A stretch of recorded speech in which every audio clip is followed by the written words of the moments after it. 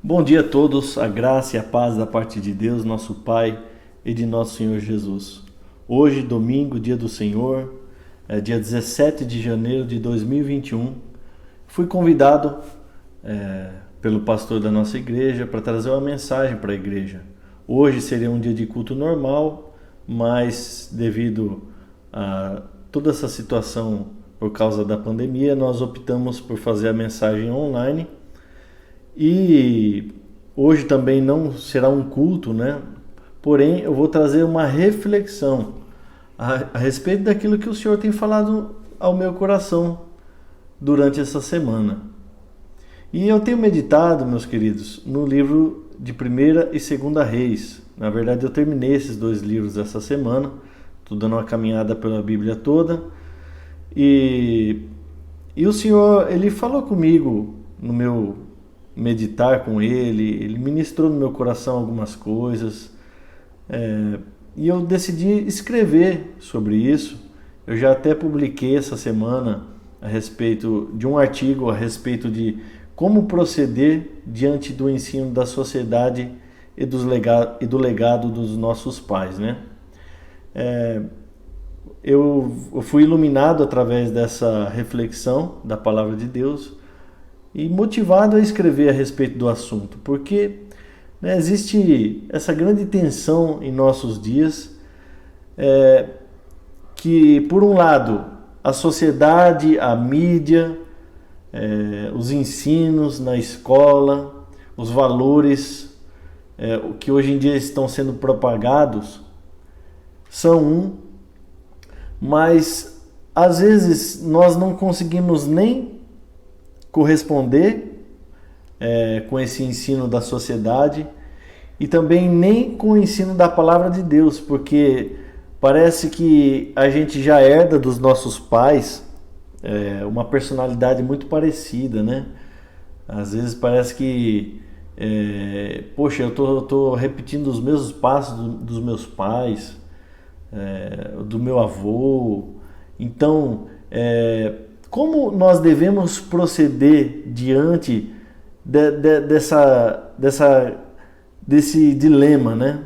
Que é o legado dos pais com o ensino da sociedade, e agora um terceiro, né? Porque a palavra de Deus nos ensina a como nós devemos proceder, e muitas vezes vai contra o legado dos nossos pais e a maioria das vezes vai contra o ensino da sociedade. Então, como que a gente pode pôr em prática a palavra de Deus, levando em consideração tudo isso, né? Então, foi sobre isso que eu escrevi. Eu vou estar encaminhando juntamente com esta reflexão aqui o artigo que eu escrevi. Lá vai ter todos os detalhes, você pode investigar com todos os versículos que eu usei, base bíblica para esse pensamento. Mas nós estamos sendo bombardeados com muita informação. Todo dia tem informação, todo dia o pessoal fala como que a gente deve proceder diante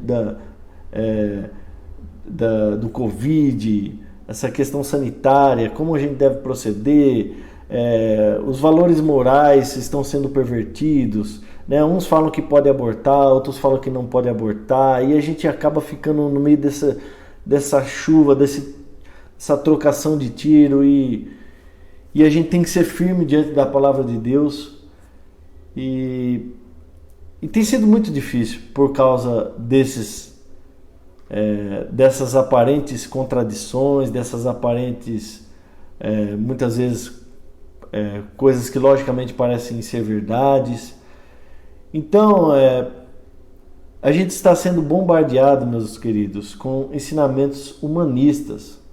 E esses ensinamentos humanistas, muitas vezes, eles partem de um pressuposto. Eles partem de um pressuposto de que nós somos frutos do meio, né? Quando uma criança começa a dar muito problema dentro de casa, na escola, o nosso filho rebelde, o que a gente faz? Nós cristãos não fazemos isso, né? Mas o que a sociedade normalmente faz? Leva o filho a um psicólogo. E esse psicólogo, ele começa a analisar o paciente fazer uma investigação do seu contexto, da sua personalidade.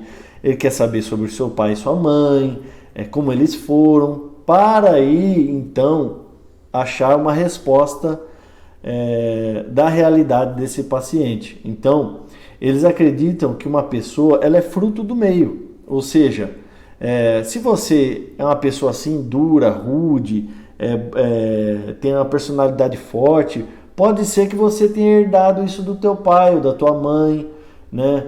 ou diante do ensinamento da sociedade, né?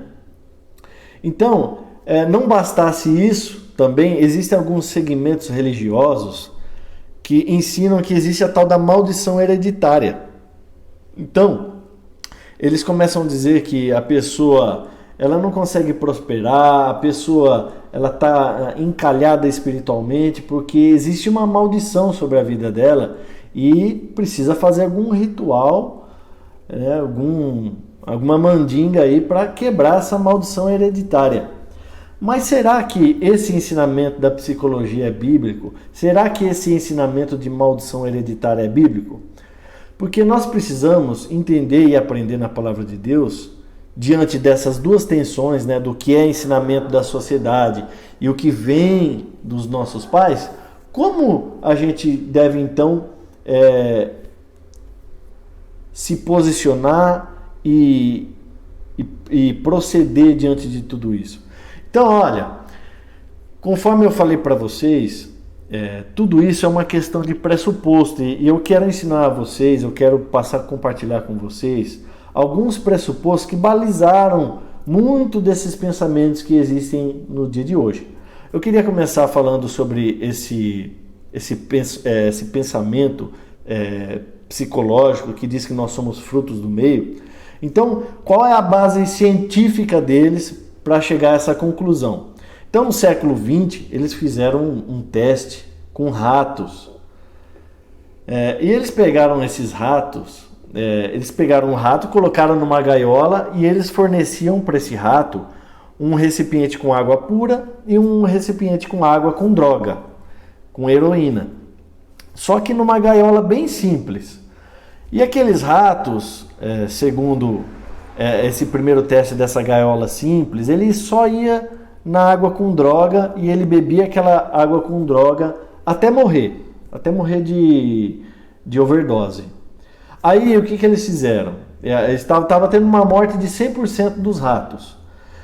Eles pegaram e fizeram uma ratolândia, ou seja, pegaram uma gaiola de rato, mas dessa vez com parque, tinha rodinha para o rato rodar, tinha vários ambientes, inclusive colocaram outros ratinhos junto com aquele rato ali.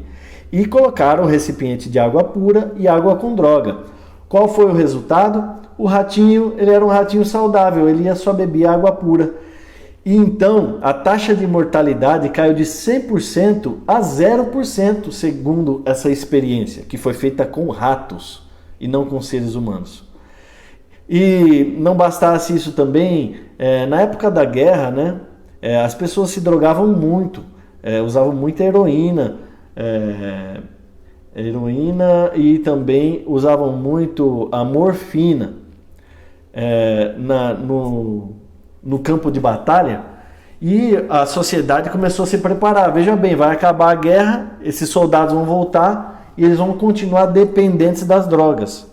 Então eles começaram a preparar o ambiente para receber esses soldados. Só que quando esses soldados voltaram, eles não foram atrás de drogas mais.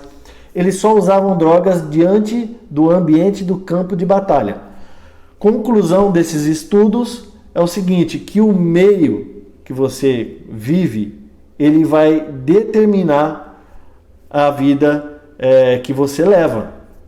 Então, de acordo com isso, você consegue agora compreender por que existem algumas ideologias que dizem o seguinte: olha, os negros, eles precisam de cota racial. Eles agora mudaram o nome de favela para comunidade. Então eles acreditam o seguinte, que o crime passa a se tornar agora um trabalho digno, porque eles não têm outra opção, né? Quem nasceu na favela não tem nada mais do que do que viver no crime, né?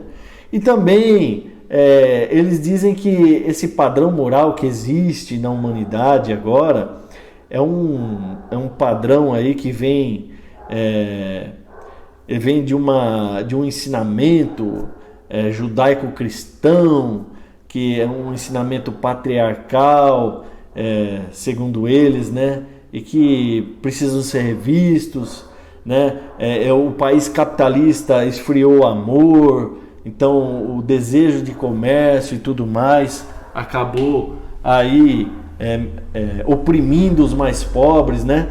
Você já percebeu, não sei se você vem de cidade pequena como eu, que agora algumas praças de algumas cidades, eles colocaram algumas academias ecológicas, ou seja, tem uma pracinha lá, mas tem um lugar para pessoa, um pedalinho para a pessoa fazer ginástica, uma bicicleta ali, tem até peso em alguns lugares para a pessoa fazer alguns exercícios com peso, tem vários equipamentos ali de academia para o cuidado da saúde física. Então veja bem, de acordo com esse pressuposto de que o fim, os meios determinam o fim, né? Então eles acabaram fazendo essas adaptações aí, tentando resgatar, tentando tirar o povo da situação sedentária, das drogas e tudo mais. Então, dada essa introdução, eu, com base na crença de que a Bíblia ela é um livro que não pode conduzir ninguém ao erro, e de que também a Bíblia não é um erro, eu queria discordar de tudo isso que eu falei até agora. Porque a Bíblia, meus irmãos, a Bíblia ela nos exorta a tomar cuidado com os nossos atos. Porque a Bíblia fala que nós somos responsáveis pelos nossos atos. A Bíblia fala que é do coração do homem que procedem todas as ruínas. Adultério, guerras, contendas, tudo parte do coração do homem. E o livro de Jeremias, capítulo 17, versículo 9 e 10, diz o seguinte: enganoso é o coração mais do que todas as coisas e desesperadamente corrupto. Quem poderá entendê-lo? Eu, Senhor, sondo o coração. Eu provo os pensamentos, para dar a cada um segundo os seus caminhos, segundo o fruto das suas ações. Então veja bem, Deus prova o nosso coração e os nossos pensamentos, os nossos caminhos, e Ele corresponde segundo os frutos das nossas ações. E o nosso coração é desesperadamente corrupto, segundo a palavra de Deus. Então, eu queria discordar nesse sentido, chamando a nossa atenção aqui de que nós somos responsáveis pelos nossos atos. Deus vai cobrar de nós toda a palavra mal dada, segundo Jesus. Então, as nossas ações, elas vão ser provadas por Deus. Os nossos frutos. A Bíblia fala que a quem muito é dado, muito é cobrado. Então, Deus exigirá de nós uma prestação de contas. Então, de tudo que foi mencionado até agora, todos os estudos científicos, têm as suas importâncias, né? Porém, o que eu queria dizer para vocês aqui, que o meio em que vivemos, a família que fazemos parte, a criação que recebemos, ela pode nos influenciar a repetir essas mesmas coisas, esses mesmos pecados, mas não determinar na vida de alguém. E é aqui que nós cristãos devemos romper agora com esses ensinamentos que o mundo vem nos ensinando. Ou seja, eu não sou fruto do meio, né? Eu posso ser influenciado pelo meio que eu convivo? Sim. Eu posso ser influenciado por aquilo que eu fui ensinado pelos meus pais? Sim, mas isso não é determinante. Porque a psicologia, ela tenta nos fazer de vítima da sociedade. Ela tenta procurar um culpado. E a Bíblia fala que nós somos o culpado. Nós somos responsáveis pelos nossos atos. Então, sim, posso sofrer uma influência da sociedade, das religiões, daquilo que eles vêm ensinando? Sim, mas isso não é determinante na vida de um homem. Eu queria começar aqui falando a respeito dessa questão de maldição hereditária, que dizem que a gente herda do pai a maldição, que a gente herda do pai a consequência do pecado dele. Eu herdo do meu pai a gene dele, eu começo a praticar os mesmos pecados. Então, sobre maldição hereditária, eu já queria deixar bem claro aqui que ela não existe. Normalmente, quem ensina essa doutrina segue o seu próprio misticismo e não a Bíblia. A primeira pergunta que precisa ser levantada contra esses ensinos é: amaldiçoado por quem? Normalmente, eles querem amarrar Satanás, repreender os demônios, quebrar simpatias, destruir macumbas feitas a uma pessoa. Mas quando você questiona onde na Bíblia fala sobre maldição hereditária, eles usam alguns textos. Um do mais clássico é o seguinte, está lá em Êxodo capítulo 20, de 4 a 6. Esse versículo aqui é muito usado. Diz assim o versículo: não faça para você imagem de escultura, nem semelhança alguma do que há em cima no céu, nem embaixo na terra, nem nas águas debaixo da terra. Não adore essas coisas, nem preste culto a elas, porque eu, Senhor, seu Deus, sou zeloso. Aí aqui que está: que visito a iniquidade dos pais nos filhos até a 3ª e 4ª geração, daqueles que me odeiam, mas faço misericórdia até 1000 gerações daqueles que me amam e guardam os meus mandamentos. Então, esse aqui é o famoso versículo usado, né? Tem alguns outros, mas tudo voltado a esse trecho aqui que diz o seguinte: que eu sou Deus zeloso, que visito a iniquidade dos pais nos filhos até a 3ª e 4ª geração. Então, normalmente essas pessoas que ensinam essa doutrina aí de que existe maldição hereditária e tudo mais, eles vão dizer que essa maldição, segundo a crença deles, é uma maldição que vem de Satanás, os demônios, alguma macumba feita e tudo mais, né? Só que uma leitura bem atenta desse versículo que eu acabei de mostrar para vocês, é o próprio Deus quem faz isso, não é Satanás e os seus demônios. Então aqui, o próprio versículo, ele já desconstrói a ideia de que existe uma maldição demoníaca na vida de uma pessoa. Porque o próprio texto está dizendo que Deus, o Senhor é Deus, Ele é zeloso. Ele visita a iniquidade dos pais nos filhos até a 3ª e 4ª geração.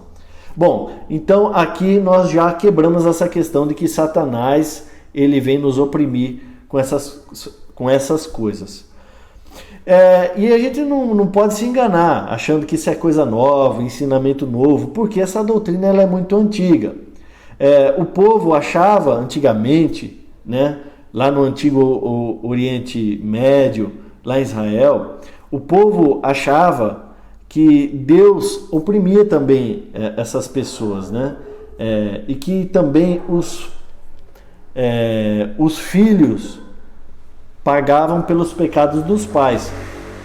E surgiu, queridos, um famoso provérbio lá em Israel que dizia o seguinte: os pais comeram as uvas verdes e os dentes dos filhos é que se embotaram. Eu acho que você já deve ter colocado uma uva verde que fica com a boca amarrenta. Você deve já ter provado uma uva verde alguma vez na vida. E esse provérbio ele diz o seguinte: que os pais comeram as uvas verdes e os dentes dos filhos é que se embotaram. A boca dos filhos ficaram amarrenta, ficou normalmente deixa verde, né, a boca.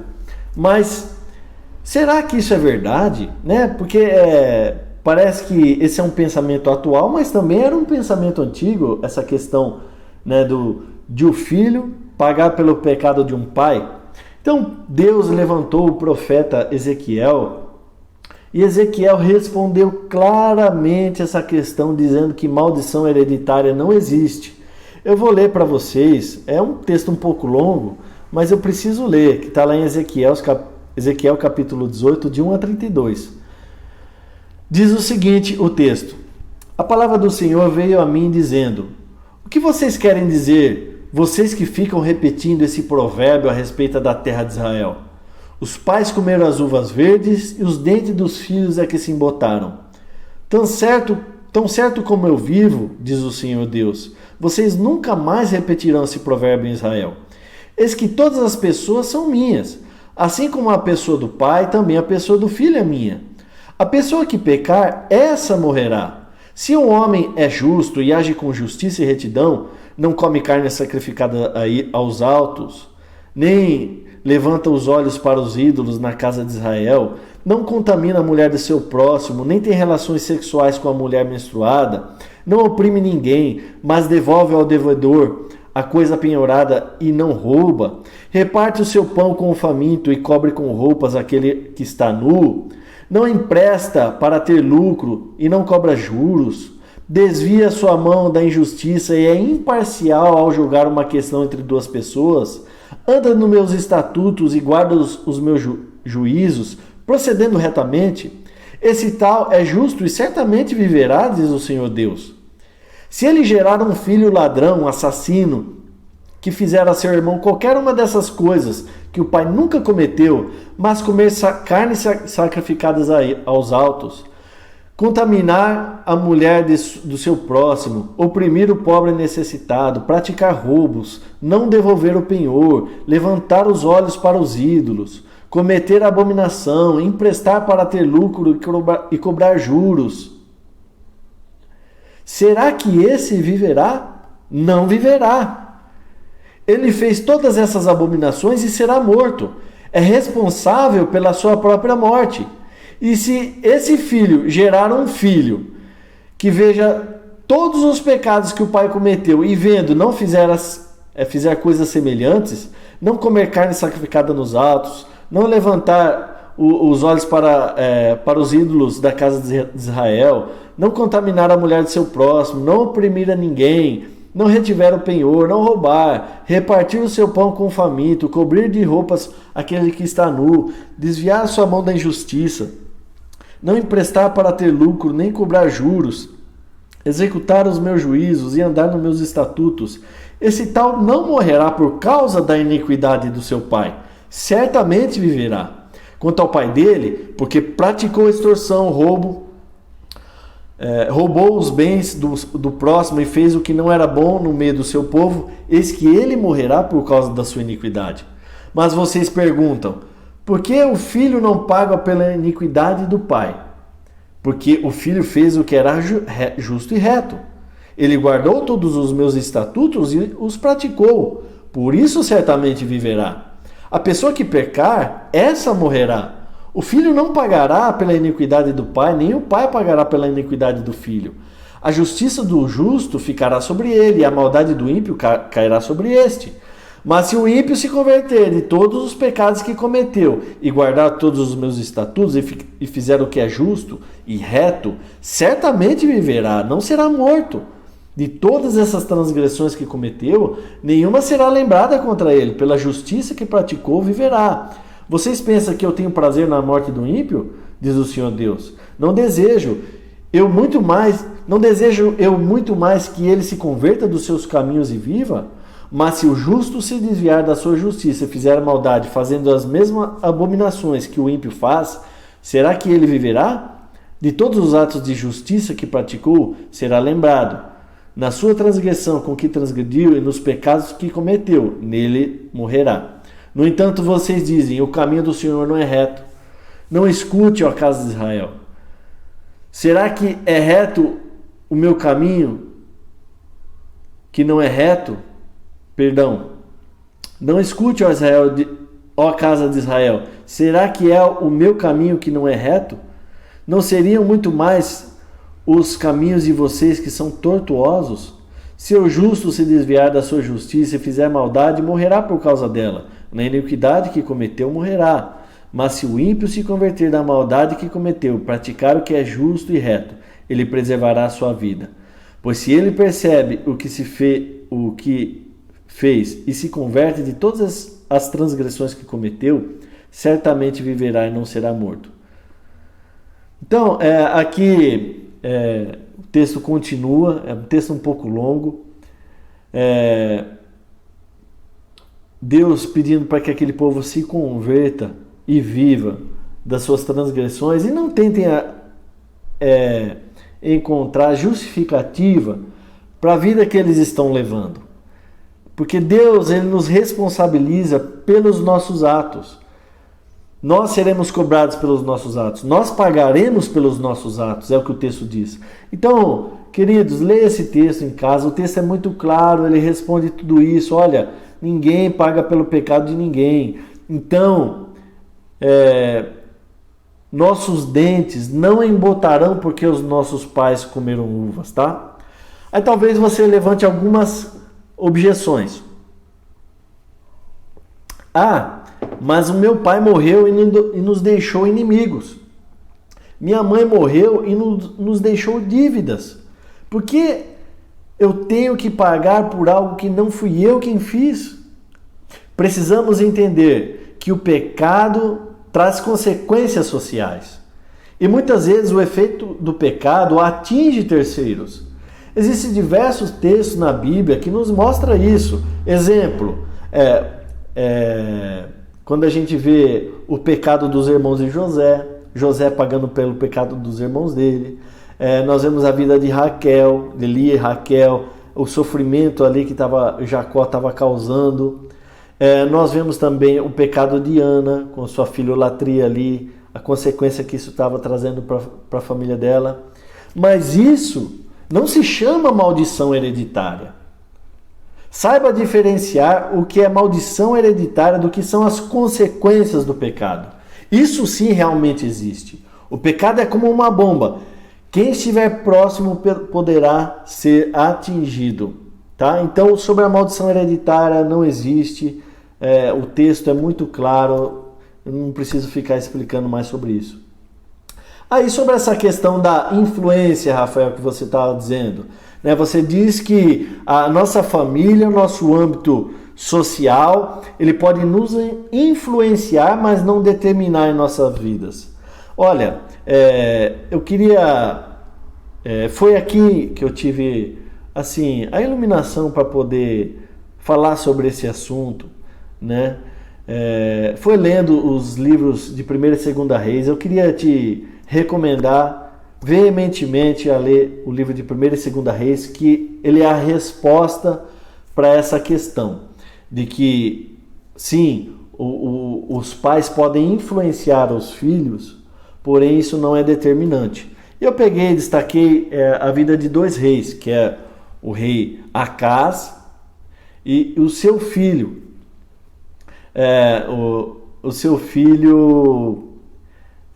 deixa eu ver aqui, perdão, fugiu o nome do filho dele da cabeça. Ezequias. Então, Acaz e Ezequias. Diz o texto, né, que Acaz, 2ª Reis, capítulo 16, versículo 2, Acaz, o pai, ele tinha 20 anos de idade quando começou a reinar em Israel, em Jerusalém, e ele reinou 16 anos. E ele não fez o que era reto aos olhos do Senhor, seu Deus, ao contrário de seu pai Davi. Então, em contraste com Davi, que era um ancestral dele, ele fez o que era mal perante o Senhor. E Deus sempre exorta aquele povo para praticarem as obras de Davi, mas aquele povo começaram a se prostituir diante de Deus, adorando deuses falsos, ídolos inventados pela mente do homem. E esse homem, então, ele implantou prostituição em Israel, onde deveria ser Deus ser adorado unicamente, segundo as leis mosaicas, tudo aquilo que Deus já tinha transmitido por meio dos profetas. Então, esse homem Acaz, ele foi terrível diante de Deus, fez abominações. E o texto sagrado, inspirado por Deus, diz que ele fez o que era... não fez o que era reto aos seus próprios olhos. Ele fez o que era reto ao seu próprio olho, né? Mas o filho dele, né, diz o seguinte, Está lá em 2 Reis 18, de 1 a 4. No terceiro ano do reinado de Oséias, filho de Elá, rei de Israel, Ezequias, filho de Acás, rei de Judá, começou a reinar. Tinha 25 anos de idade quando começou a reinar e reinou 29 anos em Jerusalém. A mãe dele se chamava Abi e era filha de Zacarias. Ezequias fez o que era reto aos olhos do Senhor, segundo tudo o que Davi, seu pai, havia feito. Removeu os lugares altos, quebrou as colunas e derrubou o poste da deusa Azerá. Também fez em pedaços a serpente de bronze que Moisés havia feito. Os filhos de Israel chamavam essa serpente de Neustã. E até aquele dia lhe queimavam incenso. Então veja bem, ele herda o reinado do pai dele e o povo estava se prostituindo ali com deuses falsos, né? Deus Azerá, essa serpente de bronze, os lugares altos onde eles queimavam incenso, as colunas que eram feitas, né? Ele foi lá e quebrou tudo. E o texto diz que ele fez tudo conforme Davi, o seu ancestral, tinha feito. Ele fez o que era reto aos olhos do Senhor. Depois, o filho desse homem que fez o que era reto também pisou na bola. Se eu não me engano, era Manassés, e ele fez abominações terríveis diante do Senhor. Então, Acás foi marcado pelo adultério espiritual, mas Ezequias considerado um reformador em Israel. Depois, Crônicas vai explicar mais sobre essa reforma que Ezequias fez em Israel. Acás, um religioso sincretista, ou seja, adorava a Deus, mas também outros deuses, demonstrando uma falsa piedade, lá em Isaías. Mas Ezequias, o oposto do pai, demonstrando um verdadeiro temor ao Senhor, fez questão de ser diferente do pai, pois enquanto um pede um sinal a Deus e foi repreendido pelo profeta, o outro fez a questão de pedir esse sinal a Deus, né? Então o texto sagrado ele faz esse contraste. Eu citei aqui o sinal, está aqui no artigo, depois você pode abrir o texto lá, mas o texto sagrado ele faz questão de fazer esse contraste entre os atos do pai e os atos do filho, né? Então, esse homem, Ezequias, ele não somente rompeu com as influências, mas influenciou seus súditos a fazer o que era reto diante de Deus. Ali debaixo do seu reinado, os seus súditos ali, ele influenciou e com certeza foi válido a reforma que Josias fez em Israel, porque isso é lembrado até o dia de hoje. Infelizmente o filho dele não seguiu o exemplo dele, né? Então, conforme a gente leu no livro do profeta Ezequiel, né? O neto não paga pelo pecado do avô e nem o filho pelo pecado do pai e vice-versa, mas cada um é responsável pelos seus atos. Então, algumas considerações finais aqui, que eu já me estendi bastante. A sociedade, os nossos pais, a ideologia nas escolas, a política atual, a falsa mídia, os valores morais que são ensinados, as redes sociais, as religiões, a cultura, a família, são importantes para a vida, mas precisam ser analisados com cautela. Devemos reter o que é bom. Quem define o que agrada a Deus é sempre a palavra de Deus, composta pelos 66 livros que nós temos. Então nós precisamos romper com essa religiosidade dos nossos pais, bem como dos usos e costumes. Atos capítulo 5, versículo 29. É mais importante obedecer a Deus do que aos homens. E também, que eu queria enfatizar aqui, que existem sim fatores externos e que eles podem influenciar na vida que nós estamos levando, mas nunca determinar. Nós não devemos achar que somos frutos do meio. Não, nós não somos frutos do meio. Os cristãos não devem usar esses argumentos. Eu não devo me ver como vítima. Eu não devo justificar os meus pecados, dizendo, tá vendo, meu pai é assim, eu também sou assim. Não, nós prestaremos contas pelos nossos atos. Todo pai ou mãe, por mais imoral que tenha sido, ainda assim tem algo que possa nos ensinar, tanto pelo erro quanto pelo acerto. Se procederam bem, devemos imitar. Se procederam mal, devemos fazer o contrário. Cada um prestará conta dos seus próprios atos. pois o padrão de certo e errado, de moral e imoral, já foram estabelecidos por Deus em sua palavra. Precisamos entender a cosmovisão dessa nossa geração, queridos. Por que então o povo pensa do jeito que pensa? Por que eles estabeleceram esses padrões de vida e condutas baseados nessas falsas teorias humanistas, né? Mas que se passam como verdade? É quase que impossível remover da mente dessas pessoas esses padrões de vida, senão por meio do Espírito Santo de Deus. Jesus Cristo intercedeu por nós em João 17:17, dizendo o seguinte ao Pai: Pai, santifica-os na verdade. A igreja, os crentes, santifica-os na verdade. A tua palavra é a verdade. A palavra de Deus é a verdade. Jesus Cristo é a verdade. E é lá a nossa maior fonte de inerrância, infalibilidade, ou seja, não tem erro, não pode nos conduzir ao erro. Então nós devemos meditar na palavra de Deus, meditar na verdade que é Jesus Cristo, aquilo que Ele fez, quem Ele foi e os seus ensinamentos. E eu gostaria de finalizar com o texto que está lá em Eclesiastes capítulo 12, 13 e 14. Salomão, um homem muito sábio, deixou o ensinamento para o filho dele, o Roboão, e ele disse o seguinte para o filho dele: de tudo que se ouviu, ou seja, de tudo que eu escrevi no livro de Provérbios, a conclusão é esta: tema a Deus e guarde os seus mandamentos, porque isto é o dever de cada pessoa, porque Deus há de trazer ao juízo todas as obras, até as que estão escondidas, quer sejam boas, quer sejam más. Nós prestaremos contas de tudo, meus queridos. Eu gostaria de orar pedindo a Deus que ilumine o entendimento de cada um e que você possa abrir os textos, visitar esse estudo em um outro momento, para que Deus continue te respondendo a respeito dessa questão. Então, como nós devemos proceder diante do ensinamento da sociedade e do legado dos nossos pais? Temendo a Deus, meus queridos, guardando os mandamentos de Deus, porque nós vamos prestar contas de todos os nossos atos, sejam bons, sejam maus. Vamos orar? Deus, muito obrigado pela tua palavra, Deus.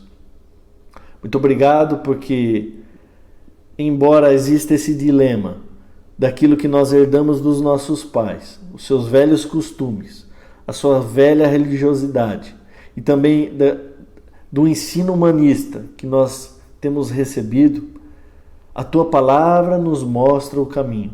A tua palavra pode sondar o nosso coração e nos guiar pelo caminho eterno, o caminho correto. O Senhor Jesus já intercedeu por nós, Pai, tua igreja, para nos santificar na tua verdade, nos separar com a tua palavra. E a tua palavra é a verdade. Jesus Cristo é a verdade. Jesus Cristo disse: eu sou o caminho, a verdade e a vida. Ninguém vem ao Pai senão por mim. Então nós queremos esse caminho que é Jesus, esse caminho que é a palavra de Deus e esse caminho que é a verdade, Pai, que nos instrui, que nos direciona para não proceder impiamente, sem direção. Nós temos um mapa nas mãos, Pai. Nós não estamos perdidos. Nos ajude a usar corretamente esse mapa, que é a tua palavra, Deus, e os ensinamentos de Cristo Jesus. Muito obrigado por tudo. Eu te agradeço pela vida dos meus irmãos, que essa palavra crie raízes nos corações deles. É em nome de Jesus que nós oramos. Amém. Muito obrigado. Deus te abençoe e fique na paz.